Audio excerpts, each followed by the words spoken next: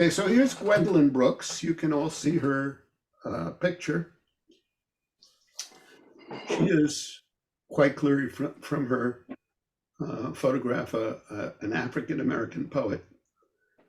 And I will say at the start of this class, so I don't forget, near the end, I'm going to read a poem by a man named Don L. Lee, now known as Huck Gutman, which has words that one is not supposed to say anymore. He's a Black writer, and he'll say the N word at great length, and I will read it out as he has written it. And if that offends you, you probably want to, when we come to Don Lee, turn off your computer. But those were the words he wrote, and they have a kind of historical resonance and had a resonance, in fact, for Gwendolyn Brooks, which is why I'll be reading them. Many of you, like me, or maybe only some of you like me, watched Super Bowl 58. Remember, that was a week ago?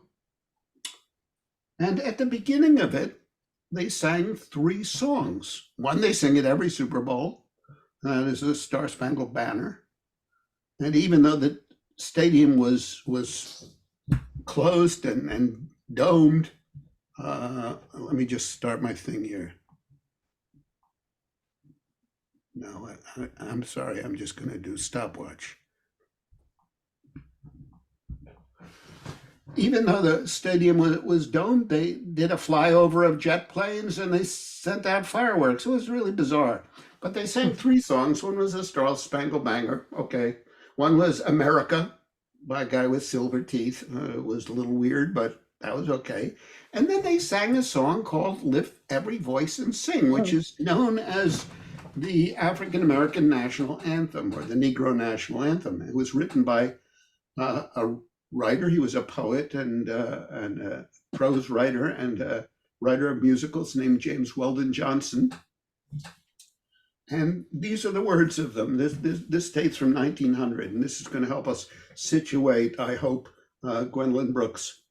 Lift every voice and sing till earth and heaven ring with the harmonies of liberty. Let our rejoicing rise high as the listening skies. Let it resound loud as the rolling sea. Sing a song full of faith that the dark past has taught us. Sing a song full of hope that the present has brought us. Facing the rising sun of our own new day begun, let us march on till victory is won. And it's a sign, I think, of how far America has come, that this is one of the 3 anthems that's sung at the beginning of America's most famous sporting event, probably because 3/4 of the participants in the Super Bowl are African Americans. So that brings us to Gwendolyn Brooks, and we're going to start with the Harlem Renaissance, which in she's not part of the Harlem Renaissance. Some ways was ushered in by James Weldon Johnson. That's why I read that poem. And here's one of the famous poems of the Harlem Renaissance. This is by a man named Claude McKay, who was actually born in the British West Indies and then migrated to Harlem.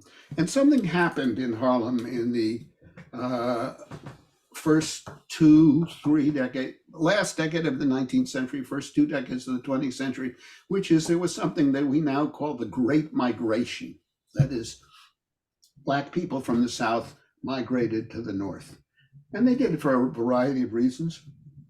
Most of the people in the South were bound to the land and farmed, and there was a terrible insect infestation of the boll weevil. And like 10% of the cotton crops were decimated. So people were forced off their land. But more importantly, after the Civil War, there was something known as Reconstruction, which is when Black people under the 14th and 15th Amendments got rights and were able to vote and participated in state governments and helped control their own lives. And then in 1877, there was a contested political election, very close, between Rutherford B. Hayes and William Tilden. And Hayes, the Republican, won in a kind of backdoor negotiations. It was sent to the House of Representatives to be elected. And the negotiations were such that although Hayes was a Republican and the Republicans had supported fighting the Civil War to end slavery, and all the Republicans had supported the aspirations of Black people, in this backdoor deal, the Republicans said, now we're going to withdraw the federal troops from the South. We're going to let white planters come to power and do what they want. And an era which we know as the Jim Crow era began, which really meant that Black people had less and less power and were more and more at the mercy of white politicians and white policemen. And many of them fled the constrictions of the South for the freer life in the North. There were also more jobs in the North for these people who had been wedded to agricultural land. That's why many of them went to the Midwest. So the people who went to Harlem, Harlem had been developed as a white upper middle class area of New York City in upper Manhattan. Quickly it was taken over by Black people, and Black people congregated there because there was a kind of vibrancy in the air. There were great writers who got together, there were jazz musicians who played there were painters who painted, and there was a kind of fermentation as people stimulated each other. So that was called the Harlem Renaissance. And this poem, which is a sonnet, and in fact, you'll notice when we read it, doesn't mention Black people, is still a kind of anthem of this moment when Black people said, we're not going to be pushed around anymore. We're going to live our own Black lives. If we must die, let it not be like hogs, hunted and penned in an inglorious spot, while round us bark the mad and hungry dogs, making their mock at our accursed lot. If we must die, oh, let us nobly die, so that our precious blood may not be shed in vain. Then even the monsters we defy shall be constrained to honor us though dead.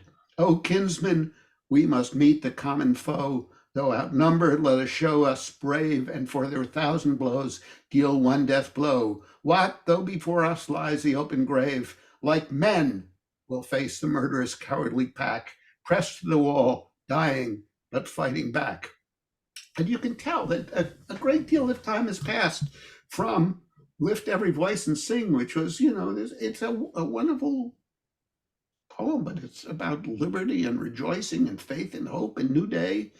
And the poem we just read is about fighting back, about fighting in a world that will not recognize the humanity of the people who are being penned up in a spot. As I said, it doesn't mention Black people, but it's clearly about Black people. Now, the leading poet of the Harlem Renaissance was a man named Langston Hughes, and he wrote this poem at the very start of the kind of literary Harlem Renaissance. The Negro Speaks of Rivers. He had just graduated from high school, and he wrote this, and yet it became a byword for pardon me. I don't know what that was about. It became a byword for Black writers and Black artists, because it suggested that to be Black was to be connected to a very, very long line, a long history. There was a noble history. And so the rivers that will be spoken of, as you'll see, are the Euphrates, the Congo, the Nile, the Mississippi. These are the rivers of Africa and the great river of America that empties out in the South. And these rivers are his inheritance. And Black consciousness rests on a long, long foreground of people who came before. And that was one of the things that was celebrated in the Harlem Renaissance. I've known rivers ancient as the world and older than the flow of human blood. My soul has grown deep like the rivers. I bathed in the Euphrates when dawns were young. I built my hut near the Congo and it lulled me to sleep. I looked upon the Nile and raised the pyramids above it. I heard the singing of the Mississippi when Abe Lincoln went down to New Orleans and seen its muddy bosom turn all golden in the sunset. I've known rivers, ancient, dusky rivers. My soul has grown deep like the rivers. And I would point out to you that word dusky, the rivers are dusky, as he himself is dusky. So the Harlem Renaissance was this period in which Black Americans moved north, congregated in Harlem predominantly, and fertilized each other through music, through poetry, through fiction, through painting, and extolled their Blackness and the richness of their heritage. The most famous poem, and we'll be done with Langston Hughes and turn to Gwendolyn Brooks in a second, by Langston Hughes, is actually from long after the Harlem Renaissance. It comes from a long sequence of poems called Montage of a Dream Deferred. And I think most of you may know this poem. What happens to a dream deferred? And then there's a series of similes. You see all the likes, like. So there are 5 similes. And he says, maybe it's like all of these things, but if you defer a dream, it may sag, it may dry up, it may fester, it may stink, it may crust and sugar over, it may be a terrible burden to bear, or something else, which comes in the last line. What happens to a dream deferred? Does it dry up like a raisin in the sun, or fester like a sore and then run? Does it stink like rotten meat, or crust and sugar over like a syrupy sweet? Maybe it just sags like a heavy load. Or does it explode?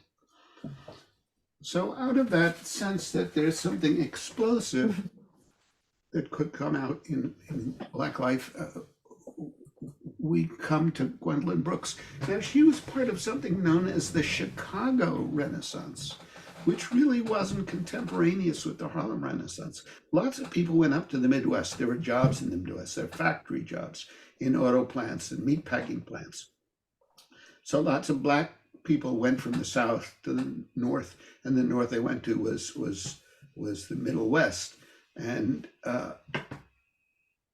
its great birth was later than the Harlem Renaissance, even though a number of the great figures of jazz music come from Chicago. Jazz and blues kind of flourished in Chicago before the literature did. And Gwendolyn Brooks, there are some pictures of her as she ages. Gwendolyn Brooks wrote a book that was published in the 1940s called Portrait of Pictures from Bronze Street, Portrait of Bronze Street. It was the first book by an African-American writer to win the Pulitzer Prize. It was a big thing, right? It's America's most famous literary prize, and it was being given to a Black woman poet. And this is one of the poems from that book. These are lovely poems. This is called The Bean Eaters. It's about an old couple, and they're old, as you see in that first line, they're yellow, right? So the yellow indicates their complexion, and it's not like they've turned yellowish as they grow old. They're not deeply black. They're partly black, partly white. So they're a yellow pair. They eat beans, mostly this old yellow pair. Dinner is a casual affair, plain chipware on a plain in creaking wood, tin flatware. Now let's just stop there. They're living a life that is impoverished, right? They eat casually, and their dishes are chipped. She made up that word, plain chipware. And the table is made of wood, and the forks and knives are bought at the 5 and dime. They're just tin flatware. So they're living in restricted and impoverished circumstances. 2 are mostly good, capital M, capital G. They're not really good people, but they're not bad people. In fact, they're mostly good people. 2 have lived their day, but keep on putting on their clothes and putting things away. So they've mostly gone through their life. And life is, in a sense, behind them. to have lived their day, but keep going on, keep on going on. They put their clothes on and putting things away. And then we get to these next two stanzas, or next stanza, pardon me. And as they're old, and as they eat their dinner of beans, and as they have remembrances of the past, they remember and remembering with twinklings and twinges as they lean over the beans in their rented back room that is full of beads and receipts and dolls and cloths, tobacco crumbs, vases, and fringes. And it turns out they have remembrances of a life, I think we can say, full of things, of small reminders of the life they have lived. Beads, receipts for things they bought or paid for, dolls of their own or of their children, clothes that they have some clothes left. Tobacco crumbs, they smoke, it's their comfort, and so there are crumbs there. And vases, which, ornaments, the receptacles for flowers, hints of beauty, and fringes, things that are embellished somehow. So if we look at the whole poem, we'll see that it is extraordinarily finely worked. There are rhymes all over their place. Pair, affair, where. You see that in the first stanza. Pair, fair, where. And pair, affair, where. And the on here is going to be rhyme with the on here. And the wood is going to rhyme with the good here. So everything is rhyming in this poem. And they're identical rhymes, right? To who are identical rhymes, or mostly good to have lived their day, but keep on putting on, in identical rhymes, and putting are identical rhymes. And their clothes away, and clothes and cloths will be a slant rhyme later. And when we get to the last stanza, although we will get a rhyme, we'll get twinges and fringes, we'll get an extraordinary run of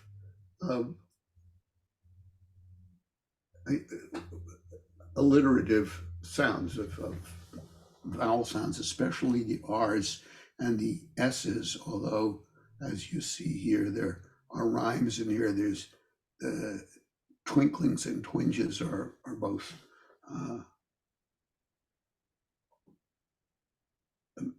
connect up to each other, and the lean and the beans rhyme also. And bead and receipts are also rhymes, but mostly it's the R's and the S's, and remembering with twinklings and twinges as they lean over the beans in their rented back room that is full of beads and receipts and dolls and cloths, tobacco. Excuse me, I need to get the thing. Unfortunately, my thing has a line across it. Tobacco, crumbs, vases, and fringes. So we could go through this poem without, if we didn't pay enough attention, without recognizing how thoroughly worked it is, how all the things link up with other things. And I think what we find in this poem, and what is so remarkable, is that it is a glimpse into the lives of people that many people do not acknowledge. These are old Black people, and if you're white, or if you're not old, or you just don't see these people, they're invisible. So she's bringing them before us so we can see them in situ, in the situation in which they live, where they eat their beans and yet they're surrounded by, they keep putting on things, and what they put on are their remembrances, even though they put the remembrances away in these two lines, remembering. We go from that to another short poem. And I think this poem turns in part on the fact that second stanza, and it goes on into the third stanza, so it's two stanzas, are one long sentence that asks a question. Could a dream stand up? That's the question. And it goes on so long that we get lost in it. And it's about how the things of everyday life can overwhelm us so that we don't see the quality of our lives and where they're going. And it's a kind of rebuttal to the last poem, which is about all the small things of life that make us the human beings we are. But in this poem, the small things of life keep us from the larger things we might aspire to. We're things of dry hours and the involuntary plan, grayed in and gray. Dream makes a giddy sound, not strong like rent, feeding a wife, satisfying a man. Dream is kind of abstract and amorphous. It's not like having to pay the rent due tomorrow. Feeding a wife, gotta have food on the table tonight. Satisfying a man needs to be done now. And here's this very long question over two stanzas. But could a dream send up through onion fumes its white and violet, fight with fried potatoes and yesterday's garbage ripening in the hall, flutter or sing an aria down these rooms, even if we were willing to let it in, had time to warm it, keep it very clean, anticipate a message, let it begin? So I'm going to go back to that. But could a dream send up its white and violet? And that's the question. You see, it ends with a question mark. And a dream, somehow in this poem, we discover, we knew that already in the first stanza. Dream doesn't stand up against all those things like rent, feeding a wife, satisfying a man. And it can't stand up to the smells in the house and the sounds in the house. And even if we were willing to entertain a dream, even if we nourished it, had time to warm it, keep it very clean, even if we paid attention to what it proposed, even if we anticipated a message, it wouldn't matter, because the exigencies of life press upon us so greatly that we have no room to dream. We wonder, but not well, not for a minute. Notice the exclamation points. Since number 5 is out of the bathroom now, we think of lukewarm water, hope to get in it. And you, of course, understand in this poem that this kitchenette building, the apartment has a kitchenette in it, but the bathroom is down the hall. And the hot water is limited, and you kind of, if you live with a shared bathroom, you wait to hear the neighboring apartment get out of the bathroom so you can get in the shower before all the hot water is gone. So the exigencies of the moment, as I'm calling them, the lukewarm water, which replaces the hot water, the smells of the house, the everything around conspires to destroy dreams before they even poke their heads above soil. Now here's a dream poem, and it's these are oh, excuse me, I'm ahead of myself. I apologize. Let's do this poem first. I was going to do a song in the front yard, but this is We Real Cool. This is her most famous poem. And it's famous because of its economy, among other things. Notice every line rhymes except the very last one. We. Pretty amazing. No line has more than four words in it. Some lines, many lines have only 3 lines, right? And it's bound by not only the rhyme at the end, but by the alliteration within the lines. Real cool. So it's a kind of a slant rhyme. Left, school and cool rhyme. Left and L and L and L from real cool, left, school.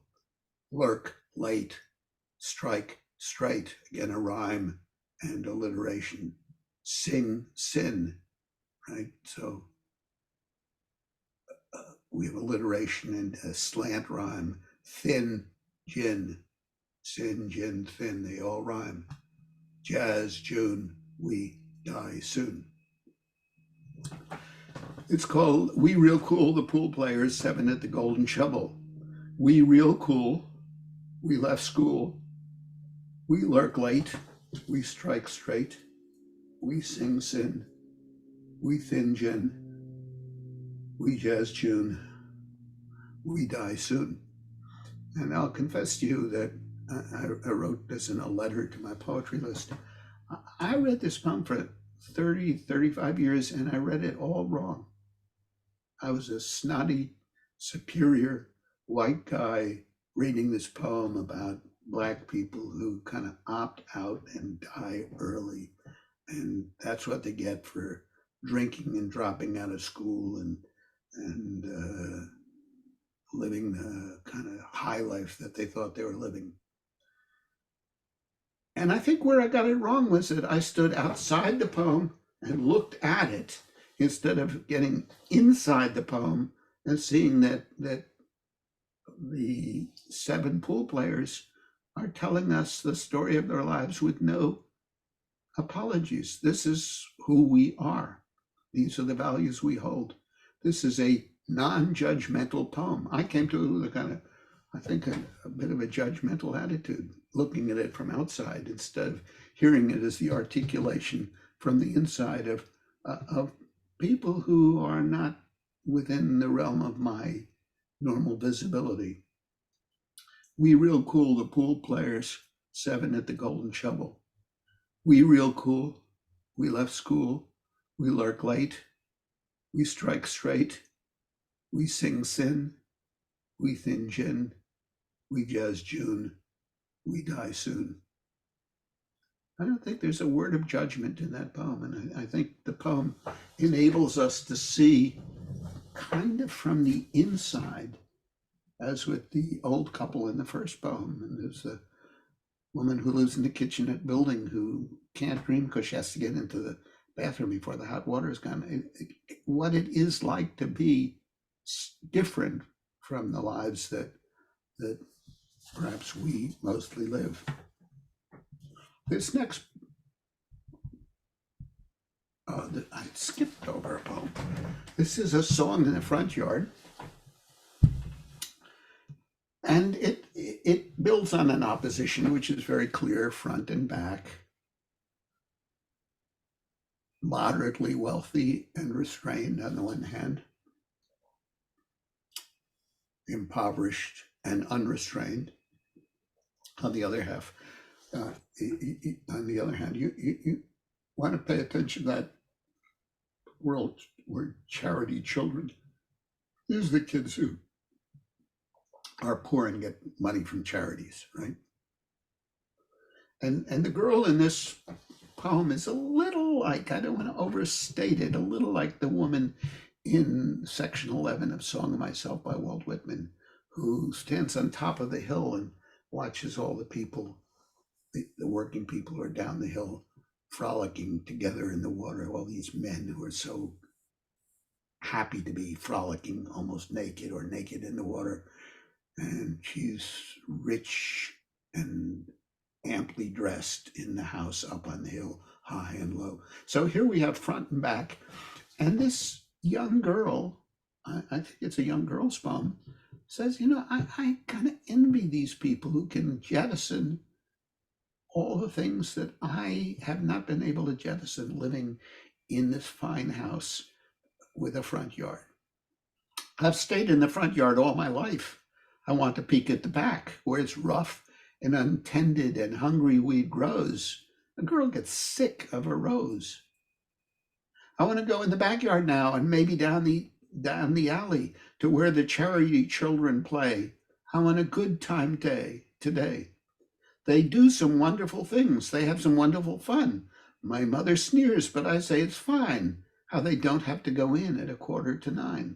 So you see this opposition between front and back, between moderately wealthy, right? She has roses and they hang out among the weeds, and they're charity children and hang out in the alley, and she hangs out in the front yard.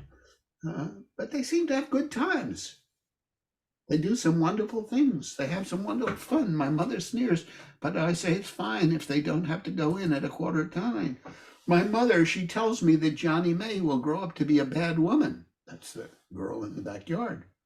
That George will be taken to jail sooner or late on account of last winter he sold her back gate.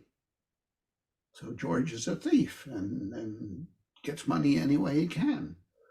It's just an article about the statue that was stolen in Kansas of Jackie Robinson. It turns out it wasn't a racist crime. It was somebody wanted the bronze of the statue to sell for metal. And that's what this guy is doing, is just selling a gate. And her conclusion, which is very counter to what we normally think, which is we should want to be sedate and civilized and not give way to the darker side of life. Her conclusion is quite otherwise. But I say it's fine. Remember, she said earlier, mother sneers, but I say it's fine. They have some wonderful fun. They do some wonderful things. That's these lines right here. I say it's fine. So she returns to the fine. But I say it's fine. Honest, I do. I'd like to be a bad woman too and wear the brave stockings of night black lace and strut down the streets with paint on my face. I suppose if we were Freudians, we'd call this the struggle between the superego and the id, between what we should do and what we want to do, and where it was let ego be, said Freud. But this is not a Freudian poem. This is a poem about a young black girl who is attracted to that otherness of black life, which we, many of us who are white, tend to look down on and despair of. And she says, no, it's kind of attractive. They have fun, and it's a wonderful life.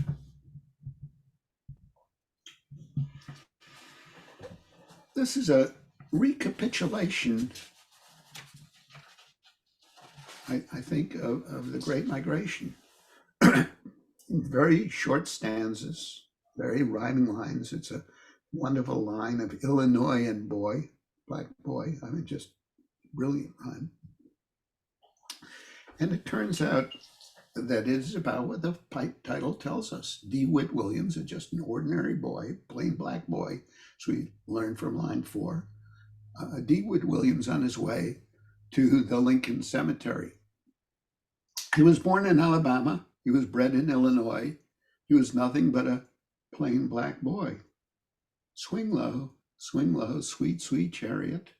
Nothing but a plain black boy. So we have the Negro spiritual, or as W.B. Du Bois called them, sorrow song, swing low, sweet, sweet chariot. And the emphasis, plain black boy, and we'll get that at the end too. So it's just a guy. And yet we'll discover as this poem goes on that he had his own rich life, which we can't see because we're not him and because we don't live the lives of those who hung around at the pool hall in that poem 2 poems ago. Drive him past the pool hall, drive him past the show, blind within his casket, but maybe he will know. Down through 47th Street, underneath the L, that's the elevated, a northwest corner prairie that he loved so well. Don't forget the dance halls, Warwick and Savoy, where he picked his women, where he drank his liquid joy. So what we have in several stanzas is a recapitulation of his life, that he played pool, that he hung out on corners, that he picked up women, that he drank. He had a life that had its own richness, and now all we have is that he's dead. Born in Alabama, bred in Illinois, he was nothing but a plain black boy. Swing low, sweet, sweet chariot, nothing but a plain black boy. It's a remarkable poem because it's so plain. It says so little, but in a way suggests so much. It suggests the life that the young man has had and that is now ended, and that she is mourning in this poem. Now this is it's a longer poem and in some ways more striking. There's a plank of oak, and the first line of the Ballad of Rudolph Reed was oaken. Two things you should remember about oak. One is oak is very, very strong and not flexible. It's a very strong wood. So when the poet says Rudolph Reed was oaken, it means he was a strong man in some ways. But oak is also darker colored, yellow colored, compared to pine or maple or birch. And so this yellowish, reddish color of oak is going to be, as the poem goes on, a connotation of the different color of this Rudolph Reed family. These are black people in a white world. So they're oak, both for the strength and for the color. Rudolph Reed was oaken, his wife was oaken too, and his two good girls and his good little man oakened as they grew. I'm not hungry for berries, I'm not hungry for bread, but hungry, hungry for a house where at night a man in bed may never hear the plaster stir as if in pain, never hear the roaches falling like fat rain. So Rudolph Reed and his family live in a rented house where the plaster is falling off the walls and or cracking at least, and where the roaches are all over the place. We never hear the roaches falling like fat rain. It's pretty bad conditions, and they're really happy that they're going to be moving to a house of their own, where never wife and children need go blinking through the gloom, where every room of many rooms will be full of room. Oh, my home may have its east or west or north or south behind it. All I know is I shall know it and fight for it when I find it. And that line is prescient because he will fight for this home when he fights for it. It was in a street of bitter white, and you might notice that the bitterness will come as the whites respond to the black people who moved in their midst. It was a street of bitter white that he made his application, for Rudolph Reed was oakener than others in the nation. And here the oak is shifting from the oak of strong and implacable to the oak of different complexion. The agent's steep and steady stare corroded to a grin. Why, you old black, old, tough old hell of a man, move your family in. So he's just, saying, you're on your own, buddy. You're a tough old guy. You could take it. And he takes his commission and he disappears, not to be seen in the poem again. And here we have for the first time the recognition in the poem that oakener meant that he was black. Nary a grin, grinned Rudolph Reed. Nary a curse, cursed he, but moved in his house with his dark little wife and his dark little children 3. A neighbor would look with a yawning eye that squeezed into a slit. Let me go back to that street of bitter white. Remember there? So the reason that the eye is yawning and then squeezed into a slit is they're bitter. They're astonished, yawning eye, and then bitter that these people are moving in. But the Rudolph Reeves and the children 3 were too joyous to notice it. For were they not firm in a home of their own, with windows everywhere and a beautiful banister stair and a front yard for flowers and a backyard for grass? The first night, a rock big as 2 fists. The second, a rock big as 3. But nary a curse cursed Rudolph Reed, though as oaken a man could be. Oaken, both strong and steadfast like oak wood, and also the hint of being black.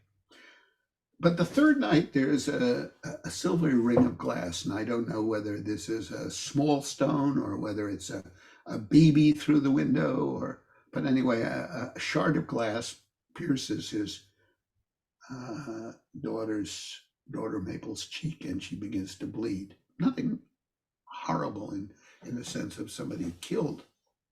Horrible to Rudolph, his family in his house. The third night, a silvery ring of glass, patience ached to endure, but he looked, and lo, small Mabel's blood was staining her gaze so pure.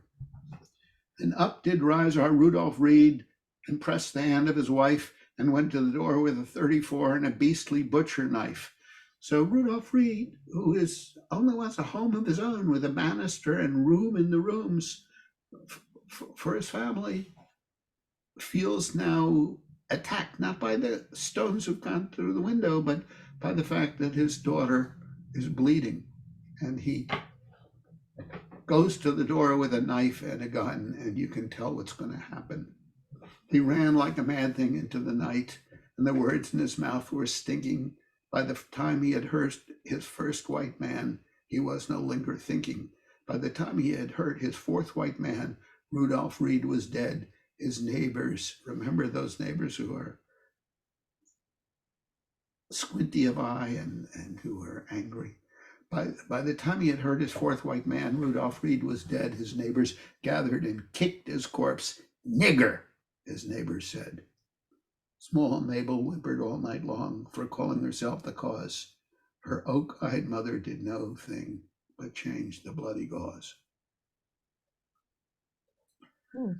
It's about, white neighborhood being integrated, not successfully, by a black family, about the violence that ensues. And there's this incredibly poignant last line that maybe all of American history and the racial hatreds that it has spawned is a bleeding and a changing of the bloody gauze. So I find it a very, very powerful poem. Again, rendered in simple cadences and simple words, and in a way that we can understand the feelings not of the people in the white community, but in the black community. Now, we're going to switch forward. She started writing in the early 40s. Something happened in 1950s in the United States. In 1954, the Supreme Court of the United States, in a very famous case called Brown versus Topeka, ruled that segregated schools are inherently unequal. Separate but equal schools are inherently unequal, the decision said. And 3 years later, 9 black young people said, well, if the Supreme Court says that segregated schools are not what we're supposed to have in America, we're going to integrate the high school in Little Rock called Central High School. It was really, for those who are old enough to remember it, one of the central moments in American life as young, brave black girls and boys went to high school carrying their school books, and they were shouted at by white people in the crowd, despicable names, spit at. Jerry Jones, by the way, the owner of the Dallas Cowboys, was in the crowd that day. There's a picture of him, yelling at these people. He claims, oh, I was just watching. But there's something very deeply racist that goes on in America, and even with Jerry Jones, the owner of America's team. Anyway, what happened in Little Rock was that Martin Luther King Jr. implored President Eisenhower, who is now kind of a mushy guy. He implored with Eisenhower, look, this is the law of the land, and you've got to support these children. They're being beset by violent adults. And Eisenhower, all to his credit, sent in troops to usher the black children into the Little Rock Central High School. And they did that all throughout the year. Governor Faubus tried to stand in the doorway with his arms crossed, and they shoved him aside and said, these kids are going to school here. So we have a poem contemporaneous with that period, and this is from 1957. And it's a very, very strange poem and I love it a lot, even though I'm not sure it's her greatest poem. The Chicago Defender is a newspaper. There were at the time in the late 1950s, there were black newspapers in many of the cities of America. Now there are hardly any newspapers anywhere, but there were black newspapers, and this was a black newspaper read by people in Chicago, including, for that matter, Gwendolyn Brooks. And so he's sent as a reporter to cover the situation in Little Rock. I guess I would say this is a poem, because I've thought about what Hannah Arendt would call the banality of evil. Because he goes down to Little Rock. He says, in Little Rock, the people bear babes and comb and part their hair and watch the wandeads put repair to roof and latch. While wheat toast burns, a woman waters multi-ferns. It's a made-up word, multi-ferns, but it suggests the multiple tasks the woman has. Time upholds or overturns the many tight and small concerns. Let me call your attention to that line, because I think, to its credit, to their credit, the people in this poem are very responsive to the many tight and small concerns. Time upholds or overturns the many tight and small concerns. In Little Rock, where he's gone, the people sing Sunday hymns like anything. They're very Christian, and they sing out these hymns through Sunday pomp and polishing. And you'll notice, before we go on further, bear, hair, repair, burns, ferns, turns, concerns, sing, anything, polishing. Unbelievable number of rhymes in here. Again, the rhymes. And after Testament and tunes, the Old Testament read and the church tunes sung and played, and some softened Sunday afternoons with sweet tea and cookies, right? With lemon tea and Lorna Doones. I forecast, and I believe, come Christmas, Little Rock will cleave to Christmas tree and trifle, that's a sweet dessert, weave from laugh and tinsel, texture fast. Little Rock will weave itself its Christian culture. In Little Rock is baseball. So I'm going to play baseball in the summertime, and barcarolle, which are stately dances, which are going to be in the summer concerts we're going to get in this stanza. In Little Rock, it's baseball, barcarolle, the hotness in July, the uniform figures raw and implacable and not intellectual. And I don't know whether the uniform figures raw and implacable and not intellectual refers only to the baseball players in the uniforms, but might in some way suggest the troops that are going to be coming to Little Rock. Batting the hotness and clawing the suffering dust, that's the baseball players who are batting in the hot air and using their feet, scuffing up the dust as they kind of clamp down on their posture at the plate. And now we're at the concert, the open air concert on the special Twilight Green, when Beethoven is brutal or worse, whispers to ladylike air. Blanket sitters are solemn as Johann troubles to lean to tell them what to mean. And this is, of course, a reference, an allusion to Johann Sebastian Bach, also played at the concert, who Bach was an amazing composer who wrote of the Lord and his loving kindness towards human beings. There is love too in Little Rock. Soft women softly opening themselves in kindness, or pitting one's blindness, awaiting one's pleasure in azure glory with an anguish rose at the root.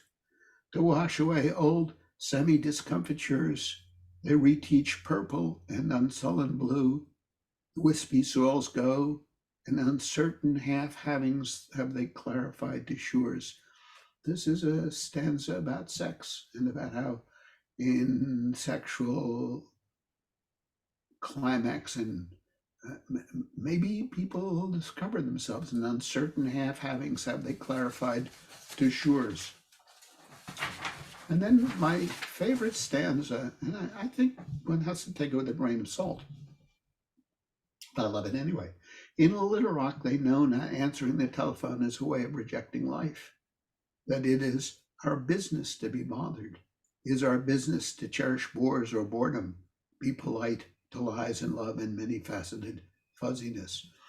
I think that is profoundly true. It is our business to be bothered.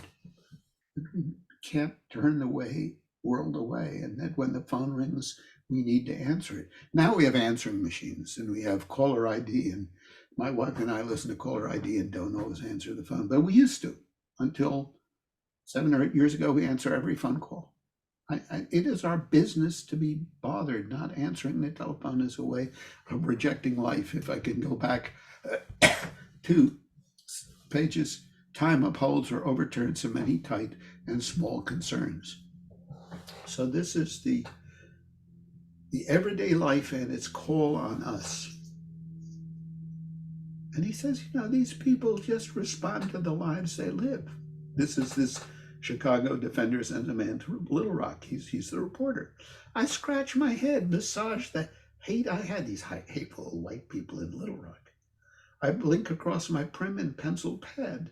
The saga I was sent for is not down because there is a puzzle in this town. The biggest news I do not dare telegraph to the editor's chair. They are like people everywhere. They like music. They like baseball. They drink tea. They eat cookies. They go to church. They sing hymns. They have sex. They answer the phone. They are like people everywhere. These are ordinary people. And I was expecting ogres. But then we come to the conclusion. The editor would reply in 100 herrings of why. Why? Why are they like people everywhere? And then we come to what's going on in Little Rock. And true, they are hurling spittle, rock, garbage, and fruit in Little Rock. And I saw a coiling storm arrive on bright Madonnas, young girls who are pure and like the mother of Christ herself. And I saw a coiling storm arrive on bright Madonnas, and a scythe of men harassing brownish girls, the bows and barrettes in the curls and braids declined away from joy. I saw a bleeding brownish boy, the lariat lynch which I deplored. The loveliest lynchy was our Lord. So what the poem has done is it has recognized, if I may go back a page, they are like people everywhere. They do life's little duties. They go on. Not answering the telephone is a way of rejecting life. It is our business to be bothered.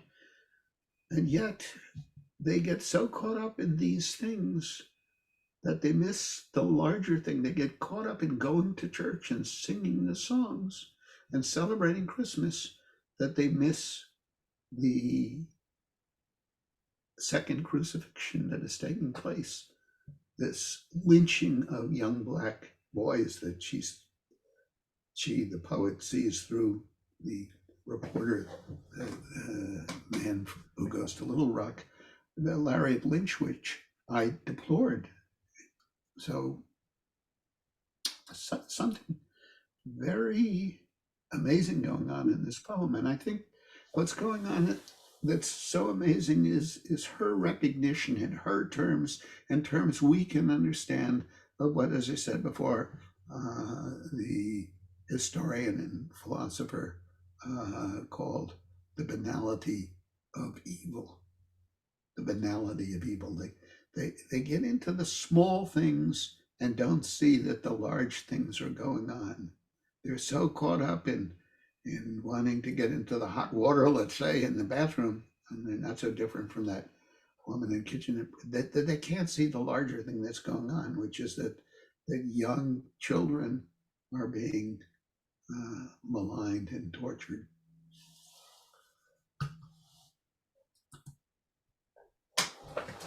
Something happened after that. That was a crucial event in America, that 1957 confrontation between the segregationists of the Old South and federal government which said, okay, we're going to back up the Supreme Court and we're going to end segregation, at least of some sorts.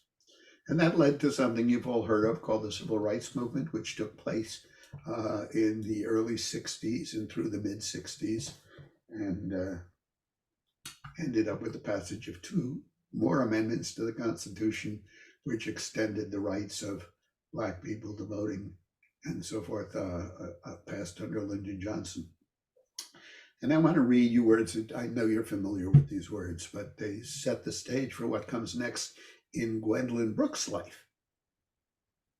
And these are words from Martin Luther King at the great famous March on Washington of 1963, in which 100,000 people went and peaceably demonstrated in front of the Lincoln Memorial for human rights for all people, including Black people. And let me just get my paper here so I can. Uh-oh, are you still there?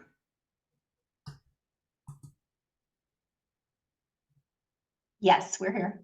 Can you see what's on there? I've lost it. Wait a minute, Zoom.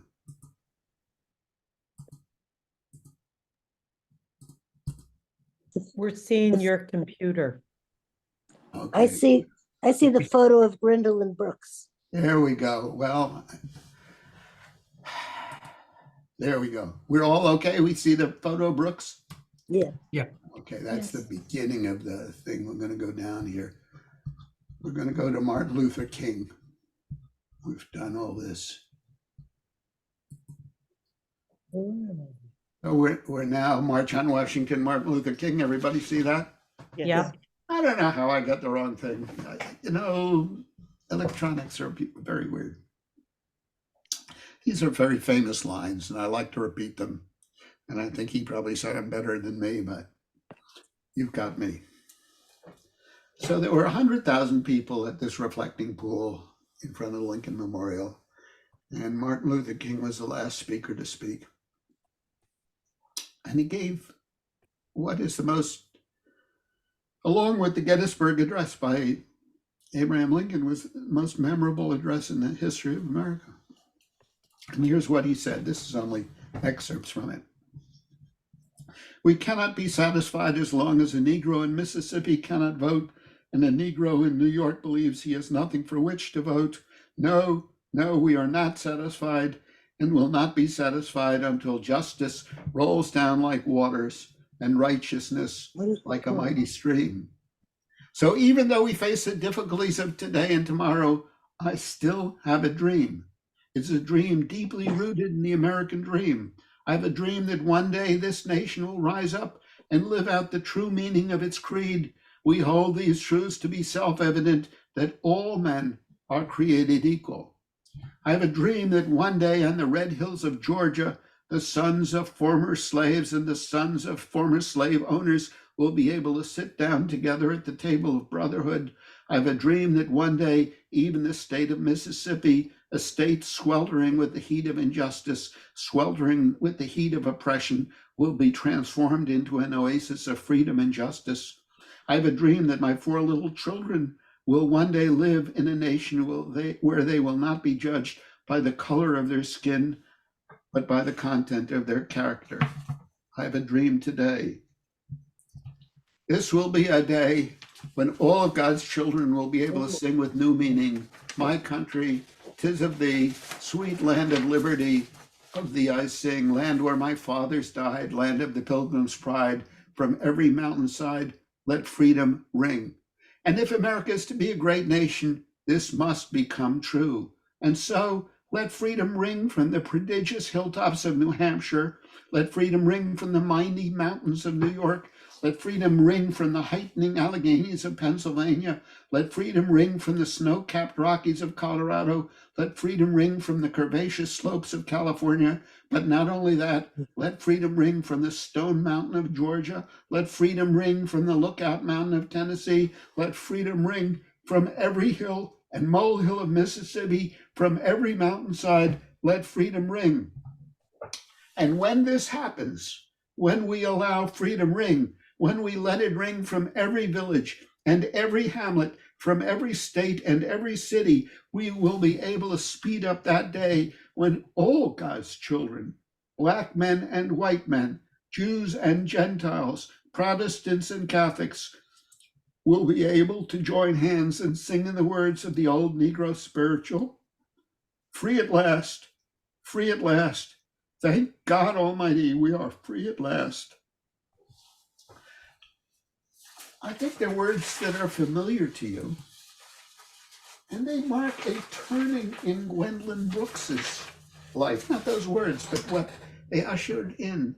She wrote about the lives of Black people ensconced in their lives, living their lives, who we couldn't see that well. We, meaning white people and Black people themselves, who didn't see themselves prefigured in the literature they read. She was a very great poet at that, and I think all the poems we've read up till now showed those Black people, well, except for the Chicago Defenders, Central and to Little Rock, showed Black people living lives of their very own, which are not the lives that are prefigured in most of the literature we read. But something happened. The spirit of the civil rights movement, which was the spirit of a freedom for Black Americans in America, went not only into politics, but into culture. And there was something called the Black Arts Movement, a little like the Harlem Renaissance, but 50 years later, which involved poets and novelists and painters and jazz musicians. And one of the forms it took was that poems were written, and the only time I know this to be true in American literature, it's an astonishing time, poems were written for people, not for college classrooms, not for people gathered in Zoom conferences. This is the cover of a book called Family Pictures. The last two poems we'll read is from this book, which is published by Gwendolyn Brooks. And I used to own a copy of this book. It was stapled along, the papers were stapled along this margin here. Whoops, pardon me, let me go down. You can see the staples there. They were stapled together. She had issued the fancy publishers of Boston and New York, and she was publishing, as you can see here, for something called Broadside Press. And they were sold for $1. And they were sold in snack bars and churches and pool halls and on college campuses, and people bought them. I bought them. I mean, it's never been anything like it. Poetry for, not the masses, poetry for people. And what Gwendolyn Brooks did was write poems for the people who were her audience of that day.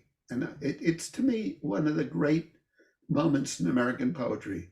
She, who is the doyen of Black poetry, she was Pulitzer Prize winner, the greatest Black woman poet in the history of America, all of a sudden was writing poems for the people in the voice of the people who are writing for Black people, honoring the people who are speaking to Black people. She subsumed herself and her artistry to those she saw around her who were trying to reach out to Black people. So we're going to read two poems from the series Young Heroes. It has 3 poems in it. One is to, I always have trouble with his name, Kirapetse Iotsele, known as Willie. This is a late in life poem. She wrote about him when he was younger. And then there's going to be a poem to Don L. Lee, which I'll talk about in a moment. So this is the first of those poems. And I think what you want to recall is that she is writing to the audience that these people are writing for in the kind of words and verse forms that they were writing in I read a few days ago in preparing for this class a wonderful tribute to Gwendolyn Brooks by Don L.E., who we'll get to in a moment. She taught a class for young poets, and they met in a church, and then they ended up meeting in her living room, and she was his teacher and his mentor and his friend for 30 years.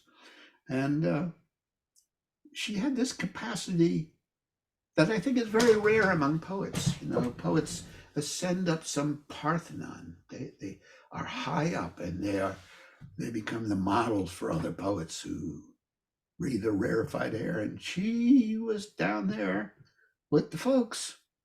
And to me, it's just marbling. I mean, her late books were all, she wrote a book called Riot, based on Martin Luther King's quote, "A riot is the language of the unheard." They're really remarkable poems. Anyway, here's the poem to Willie. He's very busy with his looking.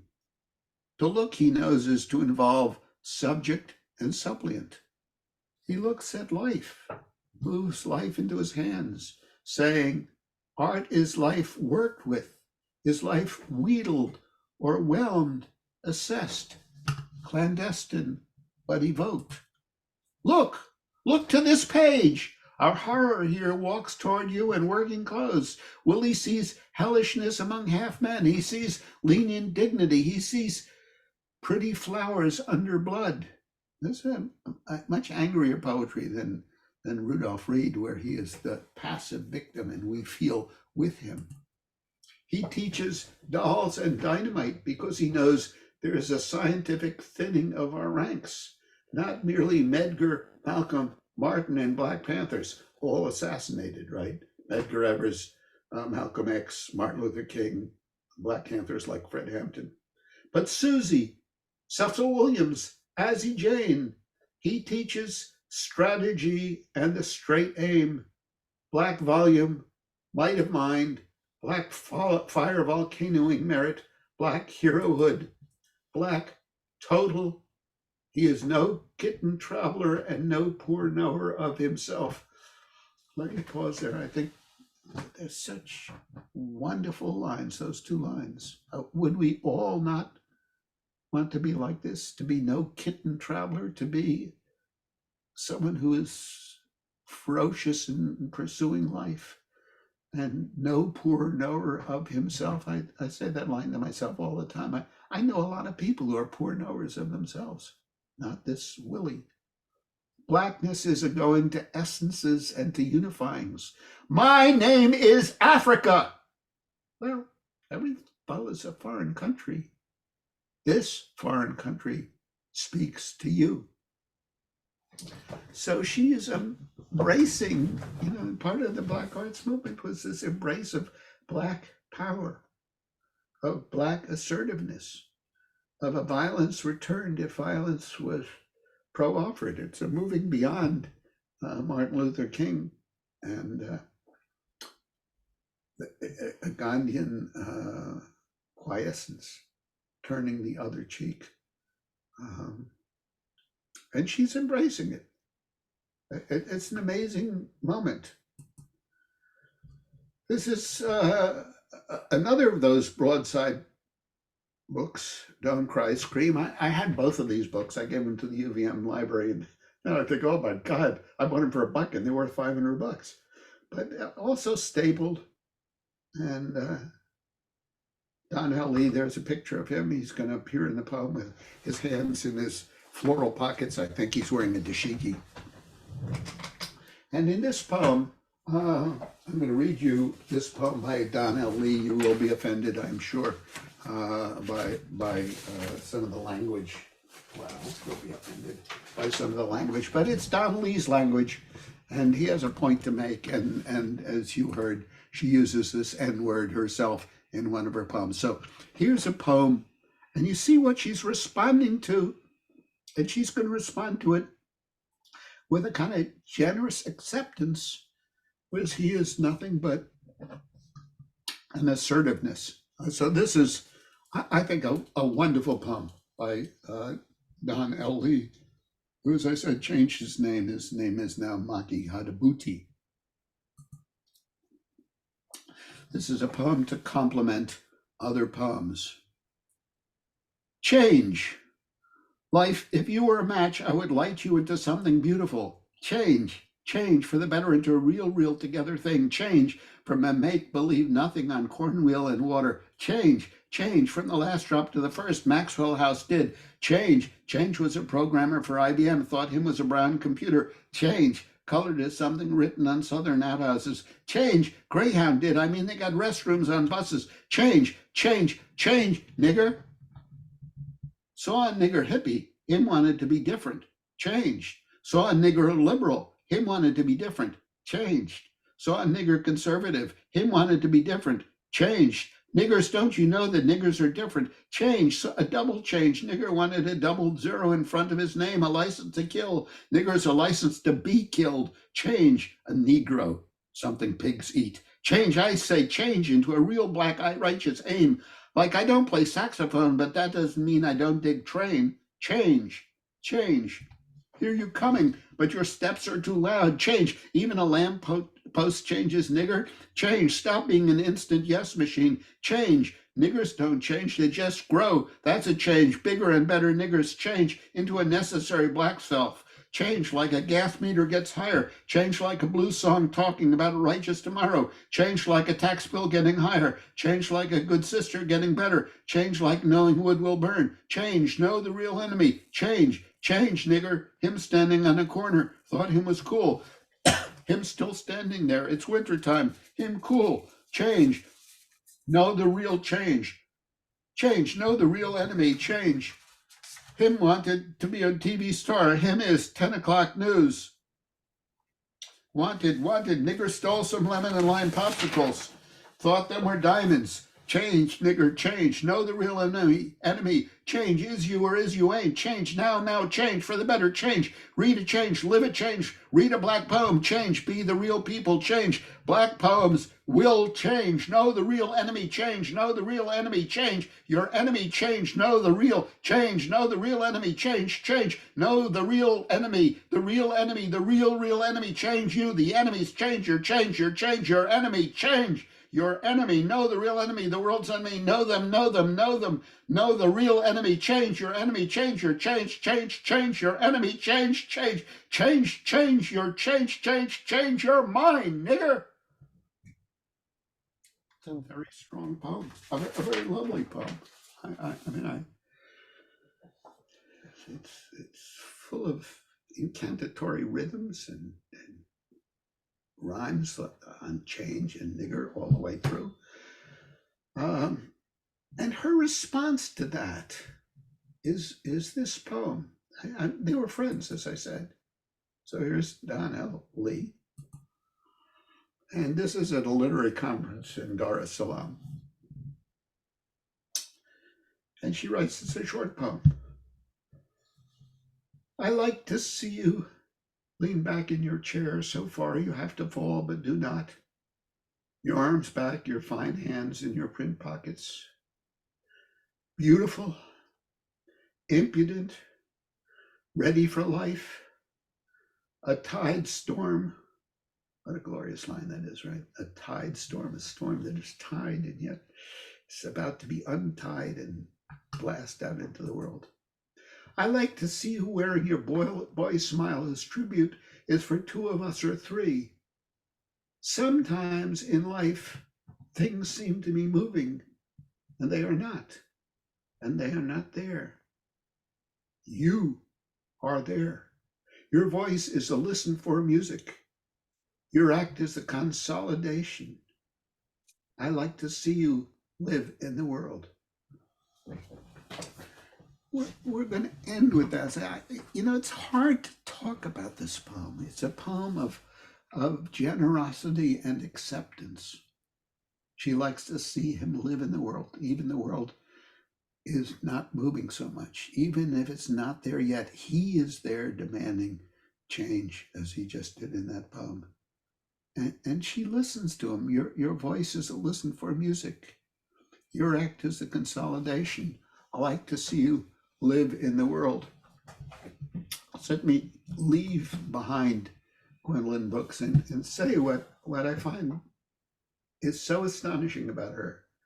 She shows us the lives of Black folk, as W.E.B. Du Bois wrote in his famous book, The Souls of Black Folk. She shows us the lives of Black folk. She shows us how those lives are in some ways rich and in some ways hemmed in by the exigencies of the moment. She shows us how they have aspirations, and the aspirations may not be the aspirations of American white society. She shows us in that poem, the Chicago Defender Sends a Man to Little Rock, that maybe white people are not so different from Black people, except, and here's that banality of even the evil that cannot get outside of their small concerns. And then as she gets older, and I as I say, I find this astonishing beyond belief. She turns, and instead of telling young Black male poets how to write poetry, she, an older, accomplished female Black poet, learns from them how to address Black power and Blackness and being in the world, no poor knower of themselves. So she's, as I said earlier, she's one of my favorite poets. And now we will have time for a few questions. Next class, I should tell you, is a walking around poem. Some poets wrote poems while they walked around and then gave us the poems and said, here's the poem. This is a poem, Corson Sunlit, in which he walks around and he writes a poem about walking around. And I thought of giving you some other poems by Ammons, but it's like 3 or 4 pages long, and it's an extraordinary poem, one of my favorite poems of the last 50 years. So that I'll send that out as soon as we're done with this. And now we'll turn, if any of you want to offer some comments or ask some questions, please go ahead. I know I've run through a lot of things from the African American national anthem sung at the Super Bowl to the Black Power movement of the 1960s and 70s. Floor is open.